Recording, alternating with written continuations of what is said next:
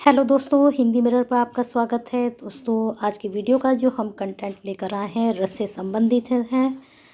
रस में आज आपको जो हम कराएंगे रस की परिभाषा और रस के भेद और रस का अर्थ सभी आपको एक ही वीडियो में प्रोवाइड होगा। एक ही वीडियो मतलब कि आपको ये वीडियो जो मिलेगी 2 पार्ट में मिलेगी, यानी कि 2 पार्ट होंगे इसके, फर्स्ट पार्ट और सेकंड पार्ट। क्योंकि वीडियो में ये 20 पेज की आपकी स्लाइड बनी हुई हैं और 20 पेज में 10 पेज आपको करा देते हैं, 10 पेज नेक्स्ट वीडियो में। क्योंकि अगर हम पूरे 20 पेज आपको कराते हैं तो बहुत लेंदी हो जाएगा। और रस का ऐसा टॉपिक है कि रस को पढ़ने में रस भी आना चाहिए, यानी कि आपको आनंद भी आना चाहिए। और रस का मतलब यही होता है, अगर हम सीधे सीधे शब्दों में समझें। चलिए अच्छे से समझते हैं।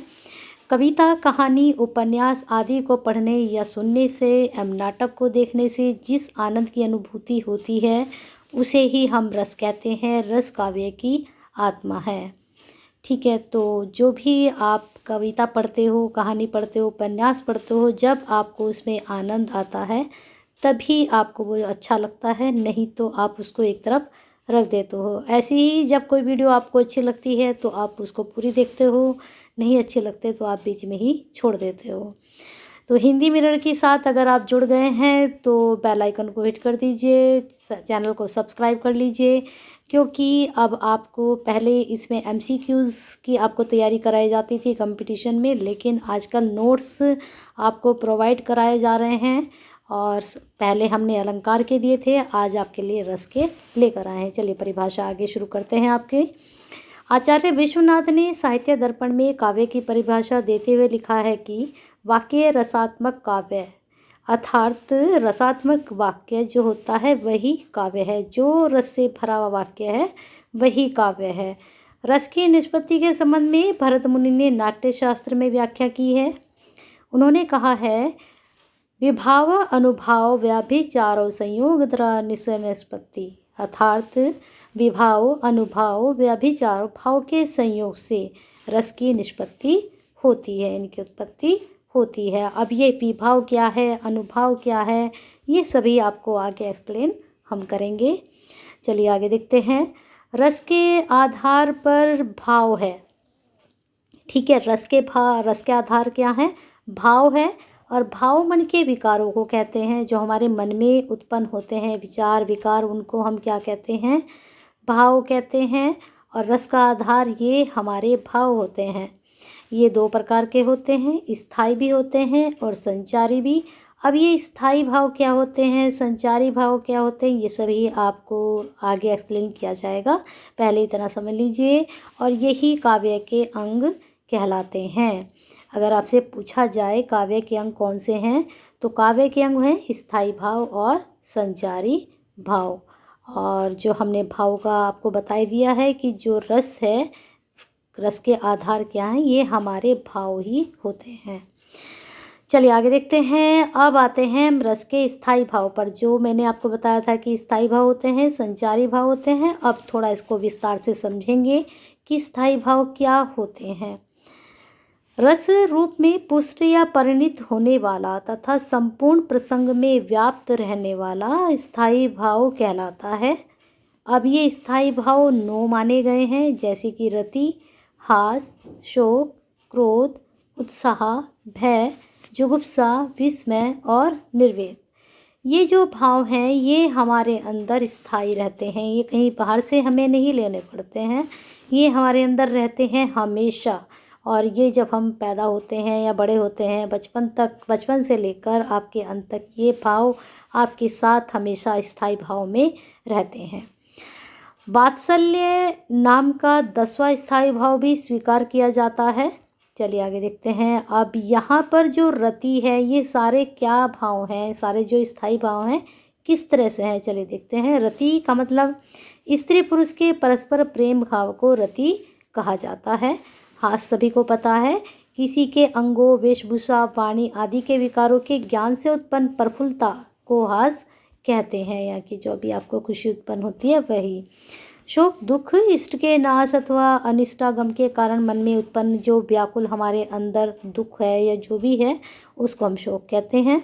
क्रोध सभी को पता है, अपना काम बिगाड़ने वाले अपराधी को दंड देने के लिए उत्तेजित करने वाली मनोवृत्ति क्रोध कहलाती है। उत्साह सभी को पता है, दान दया वीरता आदि के प्रसंग में उत्तरोत्तर उत्पन्न होने वाली मनोवृत्ति को उत्साह कहते हैं। भय सभी को पता है, प्रबल अनिष्ट करने में समर्थ विषयों को देखकर मन में जो व्याकुलता होती है उसे हम भय कहते हैं। भय मतलब जब किसी चीज़ का हमें डर लगा रहे वही भय होता है। अब आते हैं जुगुप्सा। क्या है जुगुप्सा? घृणा उत्पन्न करने वाली वस्तुओं को देखकर उनसे संबंध न रखने के लिए बाध्य करने वाली मनोवृत्ति को जुगुप्सा कहते हैं। जैसे आप किसी वस्तु को देखकर आपके घृणा मन में उत्पन्न हो गई है और आपके मन में जो पैदा हुआ जुगुप्सा, जो पैदा हुई मनोवृत्ति जो पैदा हुई, वही क्या है? संबंध न रखने के लिए आपको उकसा रही, वही जुगुप्सा है। नेक्स्ट देखिए विस्मय।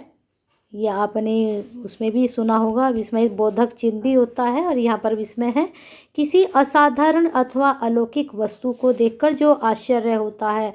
ये आपने इसके चिन्ह भी लगाए होंगे। अरे ओ, आश्चर्य वाले शब्द जो होते हैं उन्हें विस्मय बोधक भी होते हैं और ये रस में भी आपके आता है स्थायी भाव में। ठीक है। संसार के प्रति त्याग भाव को निर्वेद कहते हैं। ठीक है। वात्सल्य पुत्रादि के प्रति सहस्नेह को भाव को वात्सल्य कहते हैं। निर्वेद, निर्वेद क्या है? संसार के प्रति त्याग भाव आपने कर दिया है तो वह निर्वेद कहलाते हैं। और ये इस प्रकार आपके 9 क्या हो गए? स्थायी भाव हो गए। अभी आपका विभाव देखते हैं। मैंने कहा था कि विभाव अनुभाव क्या है, सब आपको विस्तार से समझाएंगे। तो हमने देखना है विभाव क्या है। जो व्यक्ति वस्तु परिस्थितियाँ आदि स्थायी भाव को जागृत व उद्दीप्त करती हैं उन्हें हम विभाव कहते हैं। स्थायी भाव आप समझ गए हैं क्या है? 9 है। अब ये जो 9 हमारे स्थायी भाव हैं, इनको जो जागृत करता है, इनको जो जगाता है, इनमें इच्छा भाव जो भी उत्पन्न करता है, उद्दीपित करता है, उसे हम विभाव कहते हैं। अब ये विभाव किस प्रकार से काम करते हैं देखते हैं। ये आलंबन के तौर पर काम करता है और उद्दीपन के तौर पर, यानी कि आलंबन विभाव और उद्दीपन विभाव। अब आलंबन विभाव क्या है इसको समझते हैं। आलंबन विभाव वह होता है जिसमें स्थायी भाव जिन व्यक्तियों, मैंने बताया भी, वस्तुओं आदि का अवलंब लेकर अपने को प्रकट करते हैं उन्हें हम आलंबन विभाव कहते हैं। आलंबन विभाव के भी 2 भेद हैं। चलिए देखते हैं कौन कौन से भेद हैं। एक तो आश्रय है और एक विषय है। अब ये आश्रय तो जब हम किसी के पास रहने जाते हैं, किसी के हम आश्रय में चले जाते हैं, वही आश्रय है। थोड़ा सा आपको सीधे सीधे समझाते हैं। जिस व्यक्ति के मन में रति आदि स्थायी भाव उत्पन्न होते हैं उसे आश्रय कहते हैं। किसी के मन में भाव उत्पन्न हो गए, रति भाव उत्पन्न हो गए, तो वह आश्रय, उसके मन में उसने आश्रय ले लिया, किसने? रति ने। अब विषय क्या है? जिस व्यक्ति वस्तु के कारण आश्रय के चित्त में रति आदि स्थायी भाव उत्पन्न होते हैं उसे विषय कहते हैं। आपने कोई सुंदर वस्तु देखी, उसके कारण आपके मन में रति का भाव जागा तो उसने आश्रय ले लिया, तो बस वही आश्रय और विषय है। समझ गए होंगे विभाव। विभाव क्या है? विभाव जो है, अगर आपके अंदर जो स्थायी भाव हैं उनको जो जागृत करता है, उद्दीपित करता है, वही विभाव है। और यह 2 प्रकार से उत्पन्न होता है, आलंबन से और उद्दीपन से। आलंबन के भी 2 भेद हैं, आश्रय और विषय। अब हम उद्दीपन को समझते हैं। उद्दीपन क्या है? भाव को उद्दीप्त अथवा तीव्र करने वाली वस्तुएं, चेष्टाएं आदि को उद्दीपन कहते हैं। जागृत कर देना, उसको बढ़ा देना। ठीक है। जैसे कोई सुंदर पक्षी देख लिया, पुष्प देख लिया और एकांत उद्यान में शकुंतला को देखकर दुष्यंत के हृदय में रति भाव जागृत होता है। यहाँ शकुंतला आलंबन विभाव में है और पुष्पित तथा एकांत उद्दीपन विभाव में है। ठीक है। दुष्यंत जो है आश्रय है, प्रातः नायिका व नायिका आलंबन विभाव होते हैं। और श्रृंगार के उद्दीपन विभाव प्राय बसंत काल, उद्यान, शीतल मंद सुगंधित पवन, भ्रमर गुंजन इत्यादि होते हैं श्रृंगार में। ठीक है। इसमें आपका उजड़ा हुआ वचन तो होगा नहीं, उद्यान शीतल, ऐसी गर्मी की हवाएं तो होंगी नहीं, शीतल मंदी होगी श्रृंगार रस में। तो इस प्रकार से ये चीज़ आपको समझ में आ गई होगी। उदाहरण जब दिया गया है तो सारी चीज़ें आपकी क्लियर हो गई होंगी। चलिए आगे चलते हैं। आगे है आपका अनुभव। विभाव हो चुका है, अब अनुभव समझ लीजिए क्या है अनुभव। अनुभव क्या है? आश्रयगत आलंबन की उन चेष्टाओं को जो उसे स्थायी भाव का अनुभव कराती हैं। आपने विभाव के द्वारा आलंबन जगा लिया, आश्रय जगा लिया, लेकिन उनमें जब हम स्थायी भाव लेकर आते हैं वह हमारा अनुभव या अनुभव कहलाती है। भाव कारण अनुभव कार्य है। जो हमारे भाव हुए जिस कारण से वही हमारा अनुभव है या अनुभव है। अब ये भी जो है 4 प्रकार के होते हैं, इनको समझ लीजिए। कायिक, मानसिक, आहार्य और आपका सात्विक। ये बहुत ही इम्पोर्टेंट आपके लिए है, यहाँ से क्वेश्चंस हमेशा बनते हैं और हम ये चीज़ कहीं पर नहीं पढ़ पाते हैं तो हम पूछते हैं कायिक क्या है, मानसिक क्या है, क्या सात्विक क्या है। ठीक है, लास्ट ईयर भी बच्चे इसको काफ़ी पूछ रहे थे, फर्स्ट ईयर के। चलिए देखते हैं कायिक क्या है। कायिक अनुभव है आँख, भौं, हाथ आदि शरीर अंगों के द्वारा जो हम चेष्टाएं करते हैं वही कायिक है। ठीक है, मानसिक अनुभव क्या होता है? मानसिक चेष्टाओं जो मानसिक हमारे होते हैं, मतलब हमारे मन से संबंधित, हमारे मस्तिष्क से संबंधित वह अनुभव होते हैं। आहार्य अनुभव क्या होता है? वेशभूषा से जो भाव हम प्रदर्शित करते हैं। हमने कोई सुंदर वेशभूषा पहन ली, हम उसके दिखाना चाह रहे हैं कि हमने देखो कितनी सुंदर ये ड्रेस पहनी है, तो वह क्या होता है? आर्य अनुभव होता है। सात्विक अनुभव जो शरीर के सहज अंग विकार होते हैं उन्हें हम सात्विक अनुभव बोलते हैं। तो ये अनुभव के जो 4 प्रकार थे आपकी समझ में आ गए होंगे। अब आते हैं हम संचारी भाव पर। स्थायी भाव बिल्कुल क्लियर हो गया होगा आपका। स्थायी भाव में देखिए आपने अनुभाव पढ़े हैं, विभाव पढ़े हैं और साथ में स्थायी भाव के जो हैं आपने 9 पढ़े हैं और उनको अलग अलग आपने समझ लिया है। तो अब आते हैं हम आपके संचारी भाव पर। क्या होते हैं संचारी भाव? आश्रय के चित्त से उत्पन्न होने वाले अस्थिर मनोविकारों को संचारी भाव कहते हैं। स्थायी हो गए और अस्थायी हो गए, उनको हम संचारी भाव कहते हैं। अस्थिर जो मनोविकार हमारे अंदर उत्पन्न होते हैं, उदाहरण के तौर पर हम देख लेते हैं, जैसे कि श्रृंगार रस के प्रकरण में शकुंतला ने प्रीतिवश सुदर्शन के चित्त में उल्लास, चपलता, व्याकुलता आदि भाव संचारी भाव है। शकुंतला को देखकर दुष्यंत के मन में उल्लास पैदा हुआ, पहले से तो नहीं था ना। शकुंतला को देखकर हुआ है, व्याकुलता आ गई है, तो वह उसके अंदर संचार उत्पन्न हुआ है। इसको ही हम व्याभिचार भाव भी कहते हैं। जैसे कि आप ऊपर अभी आपको भरत मुनि की एक परिभाषा ऊपर हमने डेफिनेशन जो उनकी पंक्ति पढ़ाई थी उसमें आया था व्याभिचार भाव। अब आते हैं संचारी भाव की संख्या कितनी है। जैसे आपने स्थायी भाव की संख्या 9 पढ़ी, अब संचारी भाव कितने होते हैं? ये 33 होते हैं। याद रखिएगा स्थायी कितने हैं और संचारी कितने हैं। अब ये 33 कौन कौन से हैं देखते हैं, सीक्वेंस से देखते चलते हैं। निर्वेद है, आवेग है, दैन्य, श्रम, मद, जड़ता, उग्रता।